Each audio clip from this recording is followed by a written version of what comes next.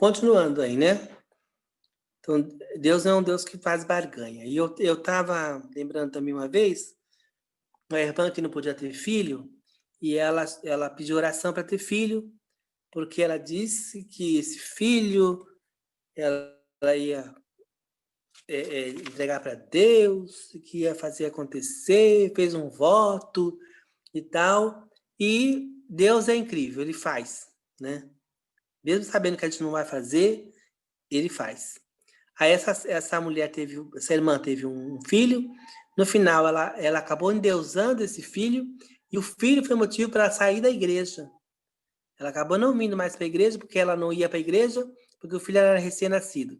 Depois ela não ia para a igreja, porque o filho não podia pegar a friagem. Ela não ia para a igreja, porque era muito barulho do louvor, e o ouvidinho da criança não dava... Aí ela foi dando um monte de desculpa, tradução. Não saiu da igreja e ainda levou o filho junto. Às vezes a gente quer barganhar com Deus. Ah, se Deus fizer isso, eu farei. Ah, se Deus me der um carro, eu vou fazer, eu vou levar os irmãos para a igreja. Mentira, não vai nada. Deus sabe que não vai, né? Mas a pessoa vai lá e quer barganhar com Deus. Então Deus não barganha com ninguém. Não adianta, que Deus não faz troca com ninguém, tá? Deus não é temperamental. Tem muita gente que tem um Deus temperamental. Ah, Deus está... Eu tinha uma colega minha que ela era terrível. Porque ela sempre falava, ah, Deus deve estar com raiva comigo. Deus está com... Ah, porque eu não estou fazendo o que Deus quer. Ah, eu tô no desvio. Eu tô no seu... ela achava que Deus era igual a ela, bipolar. Como ela era bipolar, tá? Um dia ela estava bem, um dia ela estava mal, um dia ela ia para a igreja, um dia ela queria sair da igreja, ela achava que Deus também era a mesma coisa. Que hoje ele amava ela, amanhã ele odiava, né? Então, Deus não é temperamental. Ele nos ama e ponto. E o amor, ele não pode se negar. Deus não pode negar a si mesmo. Ele não vai deixar de ser amor porque você não ama. Ele continua sendo amor, porque Deus é amor. Vai continuar independente da gente. Ele não pode se negar. Ele é fiel e justo. Tá? Então Deus não é um Deus temperamental. Deus é um Deus que está, como diz o pastor Luiz Fernando, né? Que está na esquina, olhando, querendo pegar um erro para descarregar um raio na nossa cabeça. Esse Deus não é o nosso Deus. Então, tem gente que tem pavor de Deus, porque acha que Deus está, ao todo tempo, né, planejando mal. Olha só a cabeça doentia do ser humano, né? Achando o tempo todo que Deus está arquitetando mal para prejudicar as pessoas. Esse não é o nosso Deus, não. O nosso Deus transforma a maldição em bênção. Às vezes a gente faz as besteiras, a gente se enrola todo, e ele vai lá e transforma a maldição que a gente foi buscar em bênção, por misericórdia, porque ele é bom, né? E Deus não é um Deus carente. Vocês já ouviram falar, precisa de você. Se você não evangelizar, quem vai fazer? Se você não evangelizar, Jesus não volta, você precisa fazer. Não, Deus não é esse Deus carente, não. Né? Que precisa de nós, que precisa ser amado. Né? Ele criou o homem porque estava carente, porque ele precisava de amor. Não, esse não é o meu Deus, não. Deus não precisa de nada. O homem é que precisa das coisas. Deus criou o homem para precisar das coisas, para ter necessidades, para querer coisas. Ele precisa da água, precisa da comida, precisa da ajuda do próximo. Ele precisa, o homem está o tempo todo precisando, mas Deus não precisa de absolutamente nada. Ele se basta, tá? Então, ele não precisa de nada. Nosso Deus não é um Deus carente. Ah, não me amou. Ah, o homem não está... Eu fiz tanto pelo homem e ele não me amou. Não. Deus não vai chorar na pia e nem vai ficar em depressão porque a gente não o amou. Porque ele é amor. Não é, ele não precisa de amor, porque ele é amor, né? Então, nosso Deus não é um Deus carente, tá? E no filme, voltando ao filme da cabana de novo, no filme, aí Jesus vai lá e fala pro rapaz, né? Vai até aquela canoa no meio coloca a canoa no meio do rio, que eu vou encontrar com você lá. Vai lá para a canoa. Aí eles vão pescar, parece. Aí quando chega no meio do rio, a canoa começa a afundar, entra água, ele pede socorro, Jesus vai lá, anda sobre a água e vai ao encontro dele e fala, calma que eu tô aqui, vem que eu segura na minha mão que você vai andar na água. Aí ele com medo ainda, né? Vai, vou, não vou, foi. Aí daqui a pouco tá os dois andando sobre a água. Ele tira de lá, vai até a terra, né? A praia. Aí depois ele chega na cabana, e aí ele vai falar com Deus, ele está revoltadíssimo com Deus, porque aí volta aquela revolta dele de novo, e eu falei, meu Deus do céu, se Deus tivesse me feito andar por sobre as águas, eu estava beijando os pés de Jesus. Eu tava lá, olha, fazendo que nem a mulher do vaso de alabastro, eu estava beijando o pé de Jesus, eu estava, sabe, chorando. Ele não. Ele, depois de andar sobre as águas, ainda foi falar mal de Deus. Eu falei, meu pai amado, onde nós vamos chegar? Tá? Então, a gente aqui é terrível, né? Nós somos terríveis, né? Mas Deus, ele não é um Deus carente. Deus também não é um Deus avarento, ele não precisa do nosso dinheiro. Ah, eu tenho que, se eu não der o dízimo, meu Deus do céu, o que será? O que será de Deus se eu não der o dízimo e a oferta? Você dá porque você obedece. Você é um filho obediente. Mas Deus não é um Deus avarento que fica atrás de você por causa do seu dinheiro. Então, quando você está num lugar onde se fala mais sobre dinheiro do que sobre Jesus, cuidado. Cuidado, porque estão invertendo as prioridades. Tá? Deus é dono do ouro e da prata, ele não precisa de dinheiro. Tá? Então, um evangelho calcado no dinheiro, na prosperidade, no carro, na casa, na mansão, pula fora. Pula fora, porque senão esse não é o Deus. Esse Deus tem outro nome. Jesus fala que esse Deus é o Deus Mamon, é o Deus da riqueza. As pessoas só vivem para buscar riquezas, para ser melhor que os outros, para ter casa melhor. Eu conheço um monte de gente assim, que tem essa postura e acaba mal, porque a vida está mais enrolada do que tudo. O filho está na droga, o casamento está quase acabando, mas ele tem o carrão do ano, ele mora na cobertura, ele se pavoneia, eu sou melhor que você, eu sou mais bem sucedido, mas a vida está destruída, a acabar, mas ele está lá achando que o Deus dele é o dinheiro, né? O nosso Deus não pode ser o dinheiro, tá? Nós não temos um Deus avarento, tá? Deus não pode ser manipulado, tá? O último que tentou manipular Deus se deu muito mal, foi Balaão. Ele tentou manipular Deus e foi terrível para ele. Então, já ouviu essa expressão? A oração move a mão de Deus? Não. A oração não move a mão de Deus. A mão de Deus se move quando ele tem vontade de mover. Quem move a mão de Deus é o próprio Deus. Eu não tenho esse poder e não tenho um Deus marionete, que eu oro e ele obedece. Eu jejuo e ele se move. Não. O meu Deus não é um Deus manipulado. Pelo contrário, a Bíblia fala que ele nos move. O Espírito Santo que está em nós é que nos move em direção a Deus. Ele nos move para adorar a Deus. Para tudo que nós fazemos em relação a Deus, é Ele quem está nos movendo. Ele que está se movendo através de nós. É diferente. Então, esquece esse negócio essas frases de efeito que a gente ouve muito em igreja, mas não tem valor nenhum, porque este não é o nosso Deus. O nosso Deus não pode ser manipulado. Eu não posso dar ordem para Deus. Tem aquela expressão também, né? Que eu já falei na aula anterior. Deus está preso à sua palavra. Não está preso. Deus é livre, né? É por isso que nós somos livres, porque nós servimos a um Deus livre e libertador, né? Então ele não está preso a nada. Não está preso à palavra dele, porque a palavra de Deus não foi escrita para prender Deus, mas foi para libertar o homem. É diferente.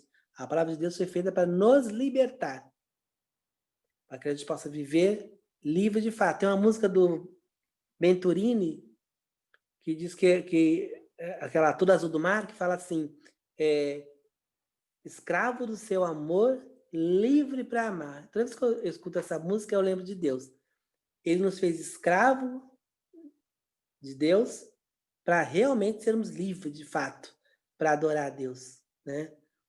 Ele nos colocou em cadeias de amor para que a gente possa servir a Deus livremente. Nós realmente somos livres, mas nós somos servos por opção, né? Nós optamos, depois de sermos salvos, nós jogamos a nossa liberdade aos pés de Cristo e falamos, não, Deus, Cristo, eu não quero ser livre, eu quero ser escravo do teu amor. Porque Deus é tão maravilhoso, que a gente se apresenta a Ele para servir de boa vontade, porque é um Deus extraordinário, né? É um prazer servir esse Deus, já que Ele também fala que nos serve, né? Deus não é um Deus limitado, né?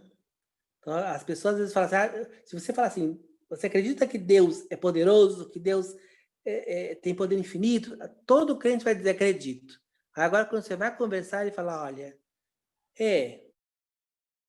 Deus é poderoso, mas ele só muda você se você permitir. Ah, é? Quer dizer que eu tenho que dar permissão para Deus, para Ele agir na minha vida? Onde é que está isso? Onde na Bíblia diz que está isso? Que a Bíblia fala que a palavra de Deus é como um martelo que quebra penha, que as rochas, fende as rochas. Quem é que pode resistir a Deus? Quem é que pode que Deus falar não vai obedecer, né? Até aqueles que não conhecem a Deus o obedece sem saber que está sendo obediente, quanto mais nós que conhecemos. Nós não temos que permitir nada, né? Deus faz o que Ele quer, exatamente o que Ele quer. Aí a gente fazia, Deus muda o caráter, mas não muda o temperamento. Aonde?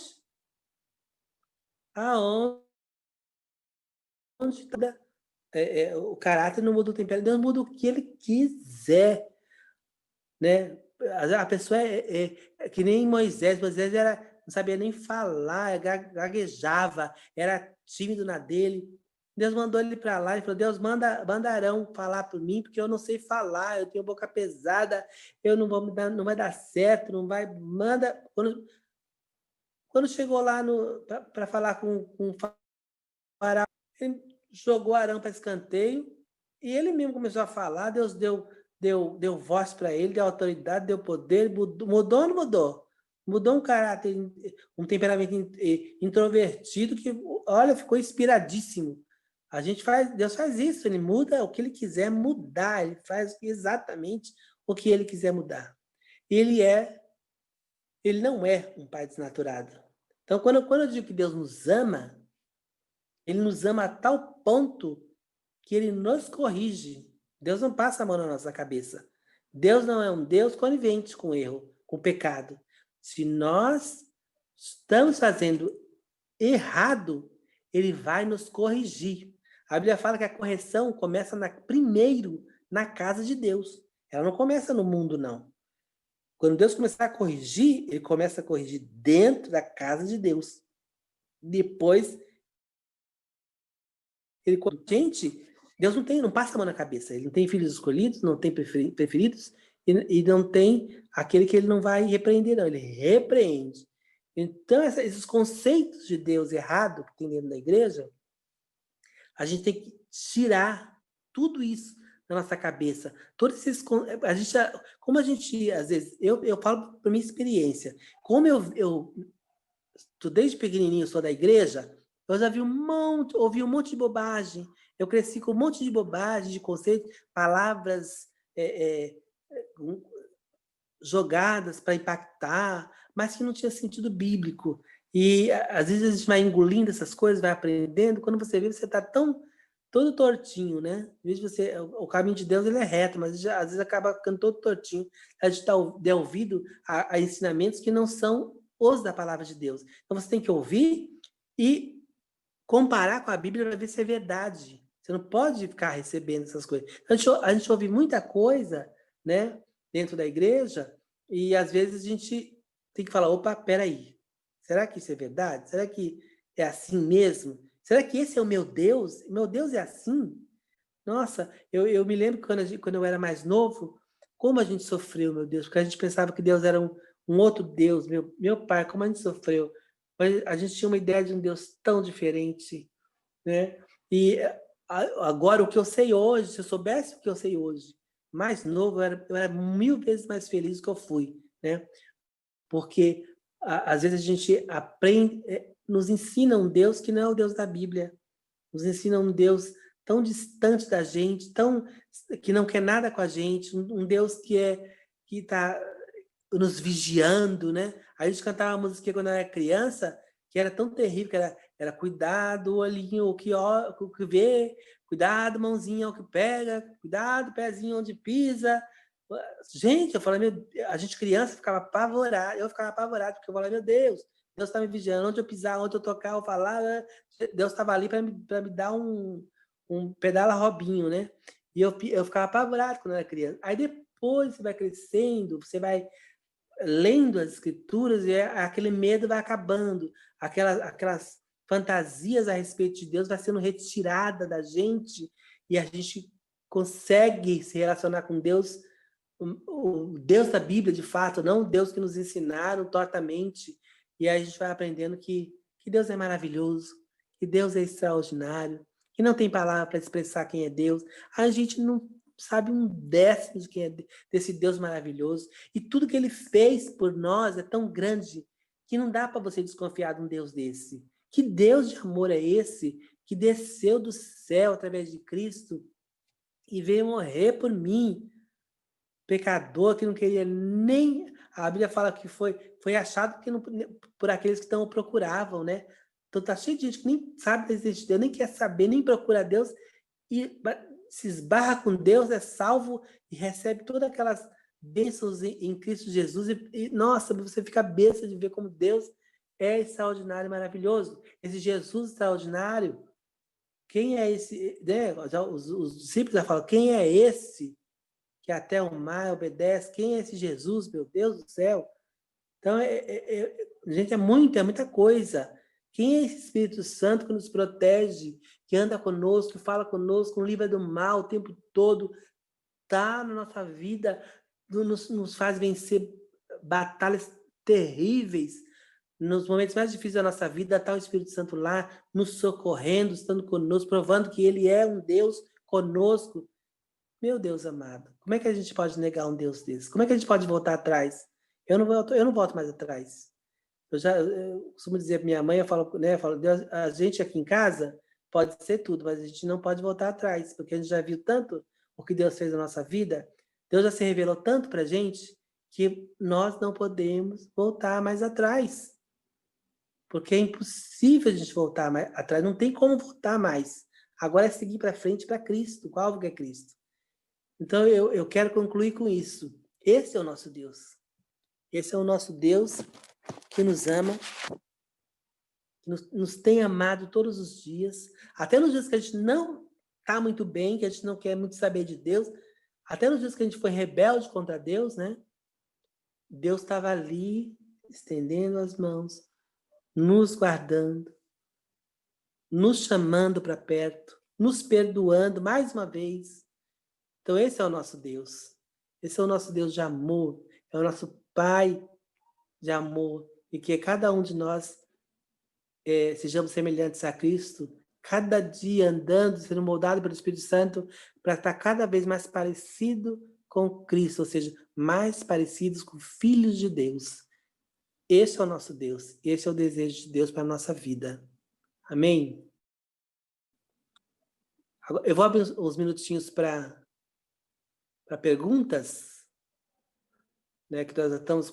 Ainda falta bastante, ainda falta uns 20 minutinhos para perguntas, para que os irmãos quiserem falar alguma coisa, testemunhar alguma coisa, falar, fique na liberdade de compartilhar com a gente esses 20 minutos. Falta 20 minutinhos ainda para a gente bater um papo. Deu para entender direitinho? Deu para pegar aí o que eu falei? Deu para entender? Deu para assimilar? Porque às vezes a gente fala, a gente planeja falar, mas aí Deus fala o que Ele quer no meio do caminho, né? Às vezes a gente prepara uma lição e a gente acha que quer falar de uma coisa e Deus fala de outra, acrescenta.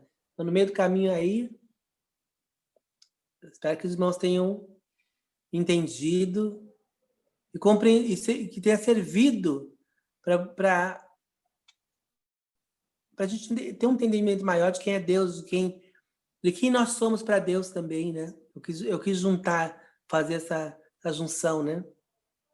De quem é Deus e quem nós somos para Deus também. O que Ele acha de nós, o que Ele revela a respeito do ser humano, né? Marcinho, a Cibele perguntou aqui no chat, como faço para aprender a olhar com os olhos do Espírito? Então, quando nós recebemos a Cristo e nós recebemos o Espírito Santo dentro de nós, ele vai fazer esse processo. O Espírito Santo está a todo tempo nos moldando e nos levando até Cristo. Ele está o tempo todo. Agora, eu preciso aprender a andar com ele.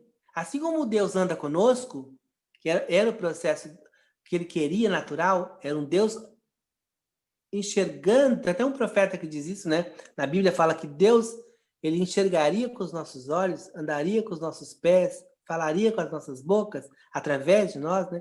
Então, eu preciso aprender com ele, né? Eu preciso deixar que ele me instrua, ele me ensine, né? Por exemplo, o que acontece muito é que às vezes Deus fala e a gente não obedece. Então, como é que eu vou enxergar pelos olhos do Espírito Santo, né? Às vezes, por exemplo, vou dar um exemplo prático do dia a dia. Às vezes eu estou andando no meu caminho e o Espírito Santo fala comigo, olha, não vai por essa rua. É um exemplo básico, mas acho que já aconteceu com vários irmãos aqui. E aí eu falo assim, bom, ou eu obedeço, ou eu falo, é do meu coração. Não é Deus não que está falando comigo, é do meu coração. Acho que estou inventando coisa. Acho que eu estou... Agora, quando você enche com os olhos do Espírito, você segue o que ele falou. Eu não vou fazer. Aí acontece, ele está me ensinando. Ele está me ensinando, ele está me conduzindo. Quando eu obedeço, eu aprendo. Aí, na próxima vez, ele vai falar de novo comigo.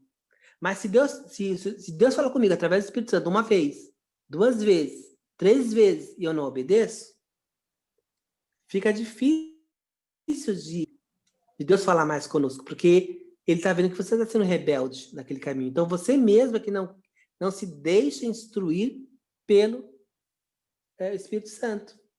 Tá? Uma vez, eu ia comprar uma correntinha de pescoço, e aí o Espírito Santo falou para mim assim, não compra. E eu fiquei assim, achei esquisito, porque eu falei, meu Deus, o que tem a ver a correntinha quando não compra, né? Eu não sou assembleiano, que não pode usar correntinha. Aí eu falei, bom, mas eu vou obedecer. Aí depois eu descobri, mais à frente, que eu era alérgico àquele metal. Então, quando eu colocava metal no pescoço, ficava tudo inflamado. Eu não sabia que eu era alérgico, mas Deus sabia que eu era alérgico. Então, era um cuidado de Deus. Parece coisa pouca, parece besteira, mas Deus, ele nos orienta nas pequenas coisas. Então, como é que eu começo a enxergar pelos olhos do Espírito, né? Quando ele fala comigo e eu obedeço. Ou se não, quando eu leio as Escrituras e eu obedeço. Porque não precisa ser um caso assim tão extremo de o Espírito Santo falar literalmente com você. Mas quando você lê as Escrituras, você descobre que alguma coisa que você faz não agrada a Deus, você fala, bom, então eu vou mudar meu comportamento. E isso a gente começar a enxergar pelos olhos do Espírito. É quando eu obedeço a Deus e a sua palavra, eu estou enxergando pelos olhos do Espírito. Tá? Espero que eu tenha respondido. Já entendi, respondeu sim. Então tá bom. Obrigada. Nada, imagina. Manda outra aí. Próximo. Mais alguém aí com dúvidas?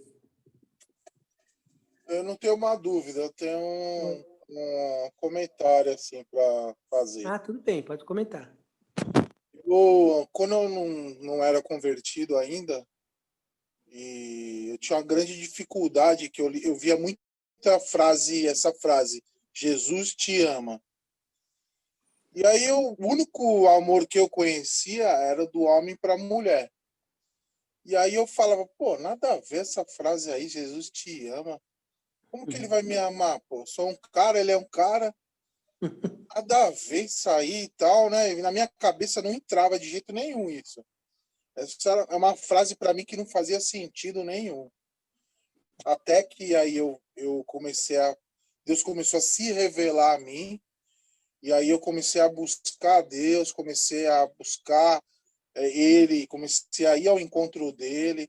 E aí conheci Jesus Cristo, aí realmente conheci o sacrifício de Jesus, e aí eu entendi o porquê que Jesus me ama. Então é aquilo que foi falado, né? Se ele se revela, né? Se ele não se revelar, você não o conhece, não tem jeito. Verdade. Mas ele se revela, né? Isso, é importante. Tem que vir de cima para baixo, né? Porque você está falando uma coisa interessante. Por que a gente faz? A gente mede Deus pelo nosso amor. É isso que é engraçado. Porque quando Deus... quando você fala assim, eu conheci o amor de homem para mulher. Mas qual foi o primeiro amor que aconteceu? De Deus para com o homem. Porque a mulher ela foi criada depois. Então, Deus já amava Adão. E Adão já amava a Deus. Então, o primeiro amor que existiu foi de Deus para com o homem. Né? O primeiro amor não foi o amor da mulher para o homem para a mulher. Não foi de casal. Isso que é interessante, né? Porque a gente acha que o amor que eu conheço é o amor de um homem para a mulher. Mas esse não foi o primeiro amor que existiu, né? O primeiro amor foi justamente Deus pela humanidade, pelo homem. Então, é um outro tipo de amor, né? Porque a gente baseia Deus pelos nossos sentimentos, nessa maneira de pensar, né? Aí, quando eu meço Deus daqui, de baixo para cima, não dá certo. Porque tem que vir lá de cima, do alto para baixo. Aí, sim. Por isso que ele se revela, né? O Billy Graham fala, né, que dá um exemplo legal, numa das pregações dele, evangelística, ele fala que como o homem não conseguia entender a fala de Deus, Deus já tinha falado pelos profetas, por todo mundo no Velho Testamento, e o homem não conseguiu compreender a mensagem, ele mandou o filho dele em forma de homem, para falar como homem para os homens, para que os homens possam entender. Ele dá um exemplo também engraçado, que ele fala assim, é a mesma coisa que as formiguinhas, tem formigas e as formigas estão andando em direção ao rio. Aí vai lá o homem, tira ela do caminho para ela não morrer afogada. Aí elas vão em direção ao fogo. Aí vai lá o homem, tira as formigas para elas não se queimarem. Aí o homem fala assim, bom, as formigas não entendem a minha linguagem, porque elas falam a linguagem das formigas. Então eu vou lá e vou me fazer formiga para que ela entenda a linguagem das formigas. Eu tenho que falar como formiga. Foi isso que Deus fez com Jesus. Ele teve que se descer ao nosso patamar para poder falar conosco de uma forma inteligível, para a gente entender. É como a gente faz com as crianças, né? Como é que você faz com a criança pequenininha, de 2 anos? Você fala com ela, você vai lá, abaixa na altura dela, isso pelo menos é o que deve ser feito, né? Você não deve falar com ela de cima para baixo. Você tem que abaixar, se ajoelhar, abaixar de cócoras, que seja, e conversar com a criança na altura dela. E aí ela vai te entender. E aí a criança te entende, porque você baixou na altura dela para falar de igual para igual com ela. Então, essa é uma forma didática, né, da psicologia, né? Então, é interessante, porque a gente tem a tendência de... como eu penso que Deus seria, como eu penso que Deus amaria. Eu tenho um colega meu que eu estava discipulando, e ele estava com um processo de divórcio, e aí eu aconselhei ele, né? E falei, olha, você tem que fazer isso e isso, porque para tua esposa ver diferença, O amor que você tinha era um amor mundano, você se converteu, agora você tem que demonstrar o amor divino para ela. E tal, tal. Aí ele falou para mim assim, e você tem que deixar de... Eu falei para ele, você tem que deixar de fazer isso, porque isso não é de Deus. Aí sim você vai reconquistar sua esposa, tal, porque eu falei para ele, porque nem eu queria você de volta do jeito que era. Você tem que ser uma nova criatura. Aí ele falou para mim, falou assim, mas sabe por que eu faço isso por ela? Porque eu amo ela. Aí eu falei, aí eu falei para ele, epa, quer dizer que tu tá querendo me dizer que tu ama mais do que Deus? Quer dizer que tu agora tu ama mais do que Deus. Deus está te dizendo, está te ensinando para você como amar o amor verdadeiro, e você diz que o teu amor antigo que você fazia antes de se converter era o correto? Não. Você está se separando por causa disso mesmo, porque o teu amor não era o correto, o teu amor era um amor vaidoso, um amor egoísta, não era o amor de Deus. Mas aí a pessoa se justificando que ela amava mais. Olha, olha o pedantismo, né? Olha que absurdo. Eu amo mais do que Deus. Ah, tá. Então tá bom, né?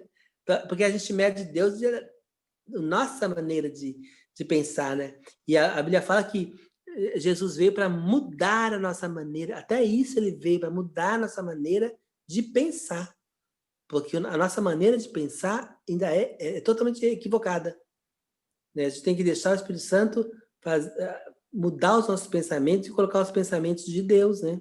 Tem que ser de acordo com os pensamentos de Deus. Mais alguém? Tem gente que fala assim, né? Agora eu lembrei. Tem gente que fala assim, Deus vai cumprir os meus sonhos, né? Deus vai cumprir os meus sonhos para a minha vida.